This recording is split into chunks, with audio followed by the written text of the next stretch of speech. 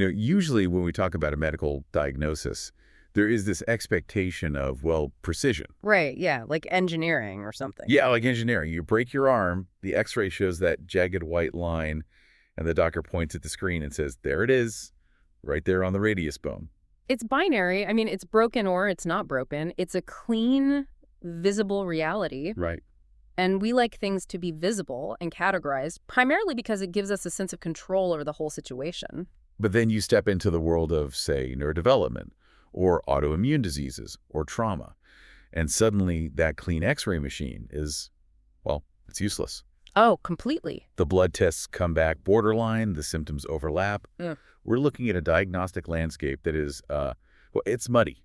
Yeah, that is the definition of muddy diagnostics. You have to synthesize dozens of data points, rule things out, and kind of triangulate the truth over a long period of observation. You're trading a single, clear snapshot for a massive collection of circumstantial evidence, and that requires serious analytical labor to interpret. Well, welcome to Reformed Thinking. I'm glad you're joining us today. We are trading that clean, simple X-ray for the muddy waters of the first century. Yes, we are. Our mission today for this deep dive is to figure out how do we know the precise words the apostles actually wrote? It's a huge question. It really is. Yeah. Based on the source material we've gathered, which includes several really comprehensive theological surveys, we are investigating the modern critical period of New Testament textual analysis. Which is a fascinating era. Yeah, we're tracking the history from a man named Johann Jakob Griesbach in the late 18th century all the way up to the massive digital databases operating today in Germany. Right. The goal here is to demonstrate how textual science is not an enemy to faith. Instead, it's a providential tool. That is a crucial framework for this entire discussion. Yeah. The surveys we are analyzing, they deal with the transmission, the corruption, and the restoration of the apostolic writings, and they reject two specific extremes right out of the gate. Okay, lay those out for us. On one side, you have liberal skepticism. That view claims the text is just lost to human error, that it's a naturalistic artifact that mutated beyond recognition. So just a total loss of confidence. Precisely. And then on the other side, you have a rigid traditionalism. Ah, yeah. This view clings to one very specific late printed version of the text and just, absolutely refuses to look at older, newly discovered evidence. Before we get into the actual historical timeline, we need to set the theological stage for you, the listener. Good idea. The guiding principle for our sources comes from 2 Timothy 3.14-17, where Paul tells Timothy that the scriptures are God-breathed. Right. But we also have to look at how Protestant Christians historically understood that concept. I mean, the Westminster Confession states that the text was kept pure in all ages by God's singular care and providence. Yes. Now, what does that phrase actually mean in reality? Well, it is vital to clarify what it does not mean. All right, let's start there. It does not mean there was some magical invisible shield that protected every single copyist in the first century from ever making a typo. Right, they were humans. Very human. It didn't stop a scribe in the 3rd century from skipping a line because his eyes jumped down the page, or misspelling a word because he was just exhausted by lamplight. Yeah. God did not suspend scribal fallibility. Okay, so if it's not a magical force field, what is it? Instead, that phrase, singular care and providence, it points to a sovereign sorting mechanism operating across centuries of history. The Lord preserved his word through ordinary historical processes. And for you listening right now, I know that hearing phrases like thousands of manuscript variations or scribal fallibility can sound alarming. Oh, it causes a lot of anxiety. It does. It feels like someone is telling you that the ground floor of a building you live in is made of sand. Right. But the promise of this deep dive is that by the time we finish, you will see those thousands of variations not as a fatal flaw, but as a brilliant, historically verified defense mechanism. To really wrap our heads around how we arrived at this modern era of analysis, we have to go back to the starting line of the printing press era. Let's do it. We have to look at how a very specific printed text became an entrenched habit in the Protestant church. Yeah, habit is a good word for it. In 1516, a brilliant Dutch scholar named Erasmus of Rotterdam created a printed Greek New Testament alongside a new Latin translation. Now, setting the scene for 1516 is just fascinating. Erasmus was in a massive rush. A huge rush. He was trying to beat another major publishing project, the Complutensian Polyglot being produced over in Spain. He was trying to beat them to the market. It was a publisher's race. It really was, because he was sprinting to get this to the printing presses in Basel to Switzerland. He just relied on a tiny handful of late Byzantine minuscule manuscripts that just happened to be available to him in the local Dominican library. We should probably define what a minuscule is because that term comes up constantly in this topic. Yeah, go for it. For the first several centuries of the church, manuscripts were written in majuscule or uncial script, Right. which is basically all capital letters with no spaces between the words. That sounds like a nightmare to read. It is, and it took a long time to write. So later on, around the 9th century, scribes developed minuscule script. Okay. It's a smaller cursive style of writing. It allowed them to copy texts much faster and use way less parchment. Which was expensive. Very. So the manuscripts Erasmus had, there were these later minuscules, mostly dating from the 12th century, and he only had maybe half a dozen of them. Half a dozen manuscripts to represent the entire New Testament. Yeah. And for the book of Revelation, he only had one single manuscript. And get this, it was missing the last page. Right, the very end of the book. So to finish his project on time, Erasmus just took the Latin Vulgate and translated those missing verses back into Greek himself. He essentially reverse engineered the end of Revelation. He really did. From Erasmus, you get subsequent printers over the next century like Stephanus, Theodore Beza, and the Elsevier brothers. They made some minor tweaks. Yeah, minor tweaks. But they were all basically reprinting the Erasmus text. And eventually, in 1633, the Elsevier brothers put a marketing blurb in the preface of their edition, calling it the Textus Receptus. Which translates to the receive text. Right. It was literally a publisher's advertising slogan. This is the text received by all, in which we give you nothing altered or corrupted. A great sales pitch. It worked. But over the centuries, that marketing slogan morphed into a theological absolute. Oh, yeah. The Protestant church became overly comfortable with this specific printed version. They basically equated the 16th century printing press output with the original autographs written by the apostles. That brings up a massive vulnerability. Huge. When an entire religious culture ties its confidence to a 16th century printing press, rather than the ancient evidence well, it creates a brittle, fragile theology. The house of cards. Yes, a theology ready to shatter upon contact with historical reality, and that contact happened during the European Enlightenment. The Enlightenment brought a wave of rationalists and early German higher critics.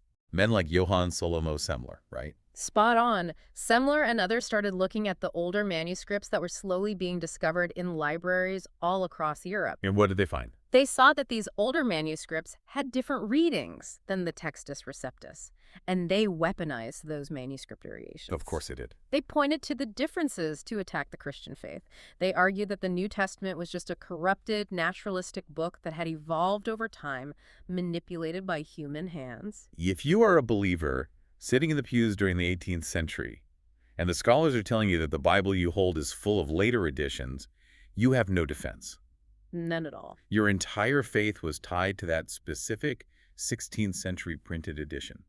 The glass just shatters. This crisis forces us to look at a vital contrast between the transmission histories of the Old Covenant texts and the New Covenant texts. Okay, break that down for us. The Old Testament was kept by a highly centralized Levitical priesthood, and later on, you had the Masoretic scribes. Right, the Masoretes. The Masoretic apparatus was an incredibly strict, localized system of quality control over the copying process. They counted the letters. They knew the middle letter of every single book. That level of detail is insane. It is. If a copy had an error, it was often buried or destroyed. It was a completely controlled environment. But the New Testament environment was the exact opposite. Night and day. The apostolic letters just exploded across the Greco-Roman world. We were talking about Rome, Carthage, Alexandria, Antioch, Ephesus. Spread everywhere very quickly. Scribes were copying these letters rapidly, often underground, under the threat of severe persecution by the Roman Empire. Right. You can't have a centralized quality control board when you're hiding from the authorities. And they were also copying them under the threat of Gnostic heresies. Gnosticism was a huge early movement. They believed the material world was evil and that salvation came through secret, elite knowledge. Gnostic groups often tried to twist or even rewrite Christian texts to fit their dualistic philosophy. So Orthodox scribes were rushing to copy the true apostolic letters to combat these false teachings. So there was no centralized Christian headquarters in the first century dictating a single uniform copying standard. No, not all. I think about it like this. Imagine a highly guarded, secret family recipe for a specialized type of bread. Okay, I'm following. If that recipe is locked in a vault by one specific branch of the family, and they have strict rules about who can look at it, that is like the Old Testament transmission. Right, the Masoretic Vault. But the New Testament is like a family recipe that gets passed down through hundreds of distant cousins spread across the globe. Some cousins live in Italy, some in Egypt, some in Greece. It's decentralized. Now, if you want to know what the original recipe was, asking 500 cousins who live in one specific region, cousins who might have added a pinch of extra salt or substituted an ingredient over the centuries, well, that isn't as reliable as finding the grandmother's original index card. That is a great analogy. The Enlightenment critics were basically looking at all these distant cousins with slightly different recipes and shouting, "Look, there was no original grandmother, the whole thing is a myth." Yeah. The pressure from these rationalist attacks meant the church could not just bury its head in the sand. Right. They couldn't just ignore it. The church could not just shout louder that the 16th century printed version was flawless. Someone had to actually look at all the surviving evidence, collect all the different recipes from the cousins, and bring scientific order to the chaotic manuscript landscape. Because the Enlightenment critics attacked the Textus Receptus, someone had to figure out the actual history of the text. Right. That is the causal bridge to our next major era. Enter Johann Jakob Griesbach. He lived from 1745 to 1812. Griesbach is a monumental figure in this timeline. He really is. He actually studied under some of those critical Enlightenment scholars at Halle, so he knew their arguments intimately. He knew the enemy's playbook. Precisely. But he used his rigorous academic training to establish a scientific defense of the text. Griesbach brought order to the wilderness of evidence by categorizing manuscripts into three distinct textual families, or recensions. Okay, what were the three families? He identified the Alexandrian family, the Western family, and the Byzantine family, which he called Constantinopolitan. What does it mean to categorize them into families? Are we talking about grouping them just by geographic region? Geography plays a role, but it is more about identifying shared characteristics and lineage. Like DNA. Yeah, exactly like tracing genetic markers. If 20 manuscripts all share the same unique spelling mistake or the same unusual phrasing in a specific verse, they likely share a common ancestor. That makes total sense. Griesbach realized that you cannot just count manuscripts in a vacuum. You have to weigh them based on their family tree. And this is where Griesbach establishes logical canons of criticism. These are rules for figuring out what the original said when manuscripts disagree. One of the most famous is a Latin phrase, brevior lectio preferenda est, which means the shorter reading is preferred. Yes. He also established the rule that the more difficult reading is preferred. To really grasp the mechanism behind those rules, we have to think about the psychology of an ancient scribe. Okay, put us in their shoes. Imagine a well-meaning copyist sitting by lamplight in the 3rd century. He's copying the Gospel of Mark. He comes across a rugged grammatical phrase or a spot where Mark leaves out a detail that the scribe knows is present in the Gospel of Matthew. Right. The temptation to fix it, to smooth out the grammar, or to harmonize the two Gospels for clarity, well, that temptation is overwhelming. Because they want it to be clear for the reader. Yes. Scribes almost never deleted text on purpose because they revered the words. They were terrified of removing anything holy. Right. You don't take away from the Word of God. But they added things out of a desire to clarify. Let me push back on this logically, though. If the shorter and harder reading is always preferred, are we concluding the apostles just had bad grammar? That's a fair question. Are we saying the Holy Spirit inspired a rough, messy, poorly written text? That is a very common objection, but the raw, non-classical style of the original Greek, it reflects the urgent, unpolished reality of 1st century missiological expansion, not a lack of inspiration. Oh, got it. The apostles were not sitting in comfortable Athenian academies writing classical philosophy in Attic Greek. Yeah. They were writing urgent, pastoral letters to struggling, persecuted churches. Right, they were in a rush. 1st century Koine Greek was the common street language of the marketplace. I see. So when a later medieval scribe tried to polish the grammar to make it sound more sophisticated or classical, they were actually moving away from the raw urgency of the original authors. Wow. Stripping away these well-meaning liturgical additions returns the reader to that unvarnished original text. So Griesbach provided the framework. He gave us the rules to weigh the manuscripts. But the Textus Receptus still dominated the pulpits. Oh, absolutely. People were entirely used to the text they had been hearing for 200 years. Griesbach's rules were pretty much theoretical to the average person in the pew. Yeah, they were just academic theories. It would take a whole new generation of scholars to completely overthrow that old printed habit and actually apply Griesbach's rules to produce a new physical edition of the Greek New Testament. And that overthrow phase was quite dramatic. It really was. It began in 1831 with a classical philologist named Karl Lachmann. Lachmann took a radical step that just shocked the establishment. What did he do? He bypassed the Textus Receptus entirely. Wow. He didn't even use it as a base text to make corrections from.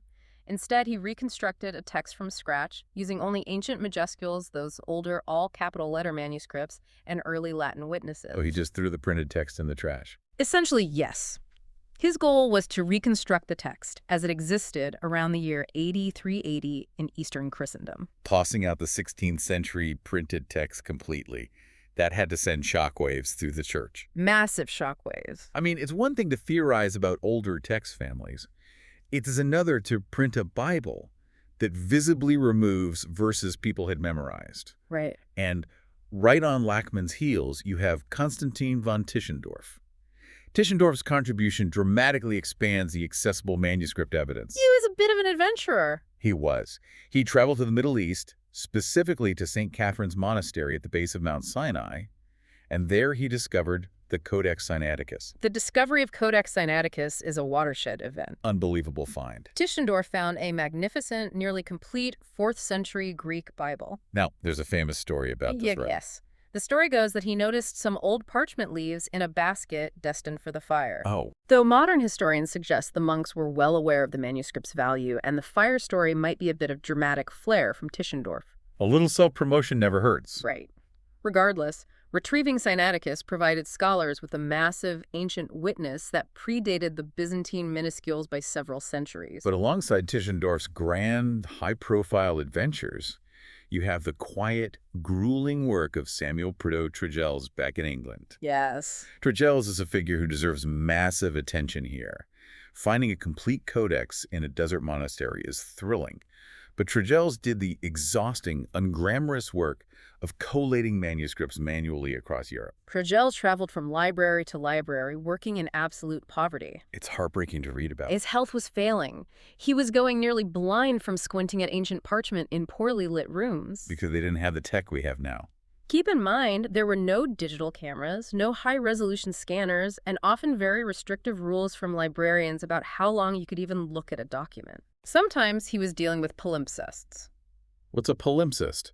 It's a manuscript where the original ink had been washed off, so the valuable parchment could be reused for a newer text. So he's trying to read the washed-off text. Yes, leaving only faint traces of the original letters underneath. That is just incredible dedication. For Tregelles, this grueling work was not secular academia. It was not just a historical puzzle to solve. Not at all. It was an act of intense devotion and worship. He treated every single letter, every faded ink mark on that animal skin, as a matter of divine truth.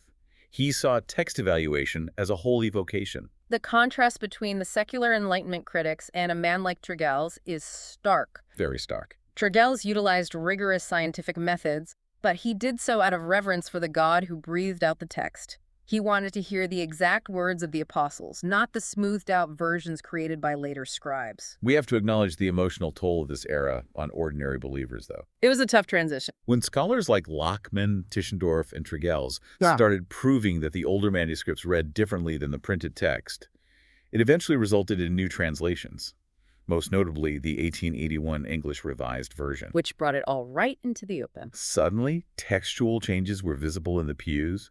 Words and phrases that families had memorized for generations were altered or relegated to footnotes. The psychological impact was severe. Many people felt like scholars were taking their Bibles apart with scissors. The comfort of the binary X-ray was gone. It is very similar to the world of art restoration. How so? Imagine a classic Renaissance painting that is hung in a museum for centuries. Over time, later artists added layers of varnish to protect it. And maybe they touched up the colors to make them brighter and more appealing for a modern audience. Okay. The public grew completely used to those brighter, newer colors. They loved the painting exactly as it was. Right, it's what they knew. But then a master restorer comes in, and they have to painstakingly scrape off the varnish and the later touch-ups to see the master's original strokes. The restored painting might look a little more muted, a little more raw. Some of the bright colors are gone. The public might be outraged at first, claiming the restorer ruined the painting. But the reality is, you have to scrape away the tradition to see the authentic original work. The varnish in your art restoration analogy represents the centuries of well-meaning scribes trying to smooth out the Greek. Spot on. The scholars were not destroying the text, they were removing the varnish. Right. However, finding older manuscripts like Sinaiticus and scraping off the varnish was really only half the battle. Because people pushed back. Heavily. The traditionalists in the church demanded proof of why older necessarily meant better. Which is a logical question. It is. Just because a manuscript is old does not automatically mean it is free from error. An old copy can be a bad copy. Yeah. This tension led to a fierce intellectual battle over genealogy. Which brings us to 1881, the watershed moment in textual analysis. Two Cambridge scholars, Brookfoss Westcott and Fenton John Anthony Hort, published their Greek New Testament. A huge milestone. They set out to prove that the Byzantine text, which they called the Syrian text, the one that backed the Textus Receptus, was a secondary later text. Right. They championed what they called the neutral text, primarily represented by the two great 4th century manuscripts, Codex Vaticanus and Codex Sinaiticus. The linchpin of Westcott and Hort's argument was the concept of the conflated reading. Explain that for us. They had to prove mechanistically that the Byzantine text came later. They demonstrated instances where an early Alexandrian manuscript had one specific reading and an early Western manuscript had a different reading. Okay. Then, a later Byzantine scribe, looking at both traditions and not wanting to leave any holy words out, merged them together to create a smooth composite text. Let us give a concrete example of a conflated reading so this makes total sense to the listener. Good idea. Look at Mark 9.49. In the older Alexandrian manuscripts, the text reads, "For everyone will be salted with fire." But in some of the older Western manuscripts, the text reads, "For every sacrifice will be salted with salt," which echoes Leviticus. So what does the later Byzantine text do? It combines them. It reads, "For everyone will be salted with fire, and every sacrifice will be salted with salt." That is a perfect illustration. When you can prove that a text is a combination of two earlier distinct streams, you have definitively proven that the combined text is secondary. It had to come later. It had to come later in time. It is the ultimate proof of the chronological timeline. But this genealogical proof faced fierce resistance from a high church traditionalist named Dean John William Bergen. Bergen. He was a brilliant man, but he was having absolutely none of Westcott and Hort's theory. Not a bit of it. Bergen argued that God's preservation of the text must equal a democratic majority of medieval copies. He looked at the thousands of late Byzantine manuscripts and said, "This is the massive majority, so this must be the text God preserved." Right. He claimed it was absurd to think God would hide the true text in ancient uncials in the desert monastery for 1,500 years, while the entire church used a different text. Bergen's argument appeals to common sense on the surface, but the sources we are analyzing explicitly label his view as a form of theological Arminianism applied to bibliology. Unpack that connection for us. Yeah. What does theological Arminianism have to do with manuscript counting? In theological terms, Arminianism places a heavy emphasis on human free will and majority response, whereas Reformed theology emphasizes God's sovereign election, often preserving truth through a faithful remnant rather than the broad majority. Oh, wow. That's a fascinating connection. Bergen was counting human numbers rather than weighing divine origins. He assumed that divine preservation required a numerical consensus of later compromised manuscripts. Right. He basically equated the popularity of a text with its purity. But historically, the Lord often preserves his truth through a remnant. Let me play devil's advocate for a second, though. Go for it. Isn't there some logic to Bergen's view? If God wanted to protect the text, wouldn't he make sure the majority of the church was reading the correct version? Why would the true text be buried in the sands of Egypt? The flaw in Bergen's logic is misunderstanding how texts reproduce. Okay. To address your devil's advocate point, we have to look at the historical circumstances. The Byzantine Empire enjoyed centuries of relative peace and stability. Right, they had a functioning empire. Exactly. With centralized scriptoriums churning out thousands of copies for liturgical use. Meanwhile, the early centers of Christianity in Egypt and North Africa were overrun by the Islamic conquests in the 7th century. So they stopped copying. Their manuscript production halted completely. So the Byzantine text multiplied rapidly, not because it was pure, but because it had a stable political environment to breed in. I go back to the family recipe analogy. Yeah, bring that back. If I have one original handwritten recipe from my grandmother, and an uncle makes 3 flawed copies of it, and then 100 cousins copy those 3 flawed versions because they all live in the same town and share recipes every Sunday, counting those 300 flawed copies doesn't outvote the grandmother's original index card. Yeah. It just proves that a flawed version became really popular in one specific geographic area. That's right. Genealogy matters more than mere volume. 100 copies of a bad copy only count as one witness. Wow. And the 20th century completely vindicated Westcott and Hort's genealogical method through archaeology. Through the papyri. Right? Yes. The discovery of the Egyptian papyri, specifically the Chester Beatty papyri in the 1930s and the Bodmer papyri in the 1950s, completely shattered Burgon's majority text theory. These papyri date to the 2nd and 3rd centuries, long before the Byzantine revisions even existed. Long before Constantine. And what did they reveal? They showed that the readings found in Vaticanus and Sinaiticus were already dominant in Egypt centuries before the Byzantine text was formed. Wow. The papyri proved beyond a shadow of a doubt that the Alexandrian readings were the older stream. They were the grandmother's index card. With the genealogical method completely vindicated by the papyri, the discipline of textual criticism moved from men squinting at physical parchment into the modern era. The digital era. Yeah, we have to discuss how scholars handle the sheer volume of evidence today, because human brains can no longer track the family trees manually. It's impossible. Today, the landscape is dominated by the Nestle-Leyland editions, the United Bible Society's edition, currently the UBS 6, and the massive Editio Critica Maior, or ECM. Right. The Institute for New Testament Textual Research, known as the INTF over in Münster, Germany, currently tracks over 5,500 Greek manuscripts. Over 5,000. The math breaks. Yeah. You cannot draw a family tree on a chalkboard for 5,500 interconnected documents. You'd need a very big chalkboard. How do scholars solve a math problem that big? To handle it, scholars developed the coherence-based genealogical method, or CBGM. Okay, CBGM. This utilizes advanced algorithms to track the relationships between those thousands of manuscripts.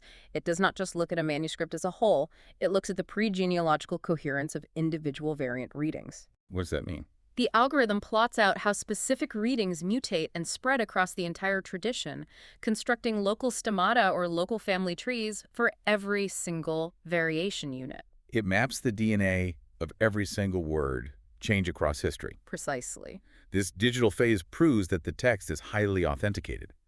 We are no longer guessing or relying on a scholar's intuition. We have massive computational models tracing the lineage of every single variant. But with all this digital precision, we still have to deal with the famous textual variants that cause anxiety for believers. Yes, this is where it gets personal for people. We are talking about passages that have been in printed Bibles for centuries, but are now marked with brackets or footnotes based on this digital analysis. Yes, let us bring this down to the pastoral level. Okay. I am talking about verses like 1 Timothy 3.16, where the older printed texts say, God was manifested in the flesh, but the critical editions say, he who is manifested in the flesh, or the longer ending of the Gospel of Mark, or the massive one, John 7.53 through 8.11, the story of the woman caught in adultery. That's the one everyone asks about. Let me ask the hard pastoral question here on behalf of the listener. Go ahead. If a pastor stands up on Sunday morning and says the story of the woman caught in adultery might not have been in the original Gospel of John, doesn't that shake a Christian's faith? It definitely can. Why would God allow a fake story to sit in our Bibles for 1,500 years? How is bringing this up helpful to anyone in the pews? That is the pastoral tension at the heart of this entire field. But the response must be grounded in a desire for truth. Right. First, we must recognize that no cardinal doctrine of the Christian faith is lost when we adopt the earlier readings. That's a key point. The deity of Christ does not rely on a single disputed variant in 1 Timothy 3.16. It is taught across the entire New Testament, in John 1, in Colossians, in Hebrews. The theology doesn't crash. No, it stands firm. Second, regarding passages like the woman caught in adultery, many scholars believe it is an authentic historical event from the life of Jesus that was circulating orally, but it was not originally written by John in that specific spot in his gospel. I see. It was inserted later by scribes who wanted to preserve the story. So removing it from the main text of John isn't denying the story happened. It is just being honest about what John actually wrote. Precisely. Christ is honored when we accept the precise words the apostles actually wrote, rather than what we nostalgically wish they wrote. Wow, that's good. Piety does not require textual manipulation. We do not need to defend a secondary reading just because it is familiar or emotionally resonant. The truth is robust enough to handle historical scrutiny. We want the truth, not a comfortable tradition. That's right. The sheer volume of evidence, rather than being a cause for panic, points to a specific theological reality about how the text was protected. This brings us to the core realization of the modern critical period. Which is, The history of textual analysis is not a secular victory over faith.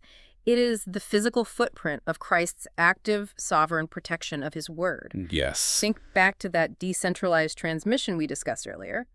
Because the text exploded across continents, no single corrupt bishop, no Roman emperor, no isolated heretical group could ruin the text worldwide. They didn't have the reach. Exactly.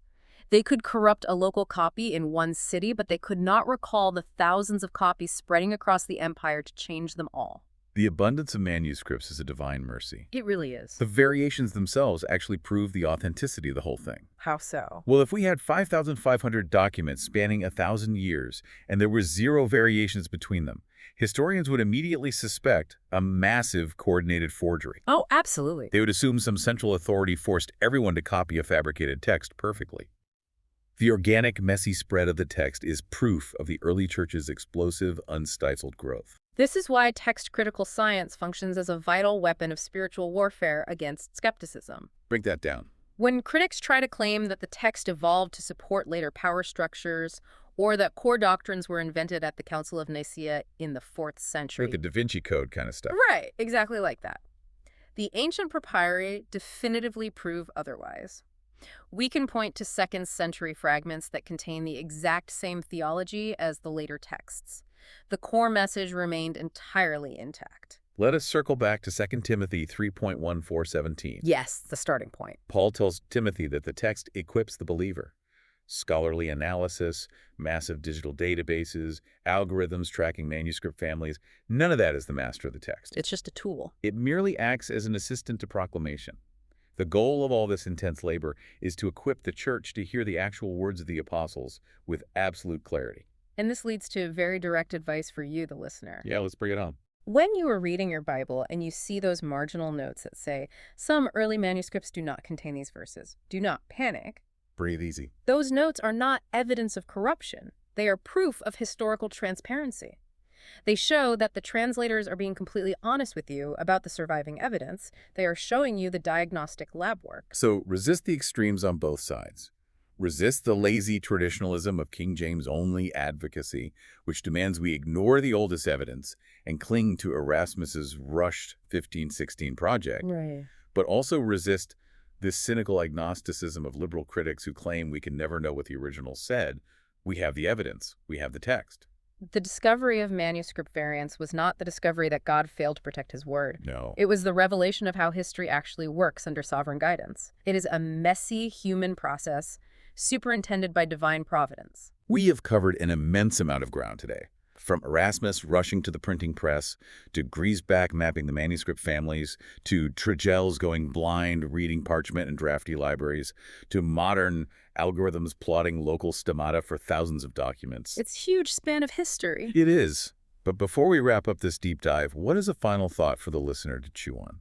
Consider this scenario. What if the immense effort required to recover these ancient texts was entirely intentional? Okay, I'm listening. If a flawless golden book simply dropped from the sky into every generation, requiring no effort, no linguistic study, no translation, and no historical analysis, would we value it with the same intensity? Probably not. Or does the intense historical labor required to dig up, compare, and translate these texts force every generation of the church to stay actively awake? Oh, wow. It forces us to engage with the precise words of the apostles rather than taking them for granted. The labor itself keeps the church tethered to the reality of history. That completely flips the script on the entire discipline. The work isn't a burden. It is the mechanism that keeps us engaged. That's right. You know, we started by talking about the clean, simple x-ray of a broken arm versus the muddy waters of complex diagnostics. Really good. Textual history definitely feels like muddy waters at first glance. But once you realize that those thousands of variations are the very things allowing us to triangulate the original truth, the water clears up. It does. Isn't a flaw in the system, it is the cure. Thank you for joining us for this deep dive on Reformed thinking. The next time you see one of those little footnotes in the margin of your Bible, I hope you look at it with a newfound confidence. Keep thinking, keep reading, and we will catch you next time.